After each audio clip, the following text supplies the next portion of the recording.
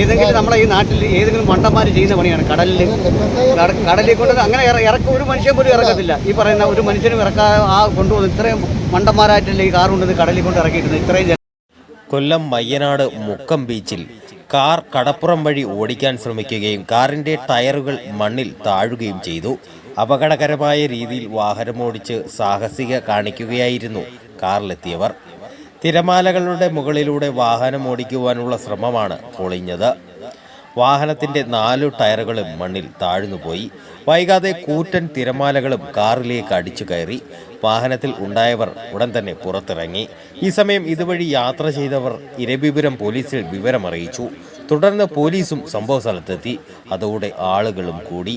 എന്നാൽ വാഹനം കരയ്ക്ക് കയറ്റുവാനുള്ള എല്ലാ ശ്രമങ്ങളും പരാജയപ്പെട്ടു. കാർ തിരയിൽപ്പെട്ടു എന്ന വാർത്തയറിഞ്ഞ് നിരവധി ആളുകൾ ഇവിടേക്ക് എത്തിച്ചേർന്നു. എല്ലാവരും കൂടെ വാഹനം ഉയർത്തുവാൻ ശ്രമിച്ചിട്ടും നടന്നില്ല. ഒടുവിൽ JCB കൊണ്ടുവന്ന് വാഹനത്തിൽ കെട്ടിയാണ് ഉയർത്തി കരയിലെത്തിച്ചത്. പലപ്പോഴും മയ്യനാട് മുക്കം ബീച്ചിൽ ഇത്തരത്തിലുള്ള സാഹസിക പ്രവർത്തനങ്ങളിൽ പലരും ഏർപ്പെടാറുണ്ട്. ഒരുപക്ഷെ ബീച്ച് എന്ന പേര് മാത്രമാണ് ഇവിടെയുള്ളത്. അടിസ്ഥാന സൗകര്യങ്ങളൊന്നും ആയിട്ടില്ല. ഒരുപക്ഷെ ഒരു അപകടം സംഭവിച്ചാൽ പോലും രക്ഷപ്പെടുത്തുവാൻ ലൈഫ് ഗാർഡിൻ്റെയോ മറ്റ് അനുബന്ധ സേവനങ്ങളുടെയോ ലഭ്യമല്ല. നിരവധി ദൂരങ്ങളിൽ നിന്നു പോലും യുവതീ-യുവാക്കൾ ഇവിടെയെത്തി ഇത്തരത്തിലുള്ള പ്രവൃത്തികളിലും കടലിൽ കുളിയുമടക്കം നടത്താറുണ്ട്. ഇത് പലപ്പോഴും അപകടങ്ങളും വിളിച്ചു വരുത്താറുണ്ട്.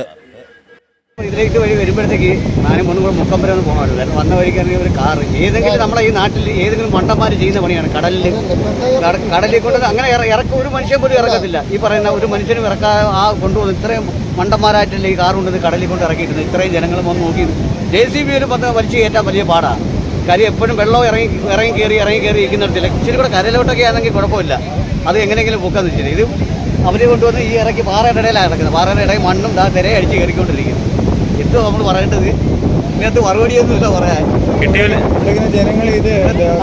ജനങ്ങൾ എത്തിക്കാൻ ശ്രമം നടത്തിയാണ് വടമൊക്കെ കെട്ടി വലിച്ചു നോക്കിയിട്ട് ഒരു രക്ഷയില്ല. ആൾക്കാർ ഇവിടെ ഒരുപാട് പേരുണ്ടായിരുന്നു.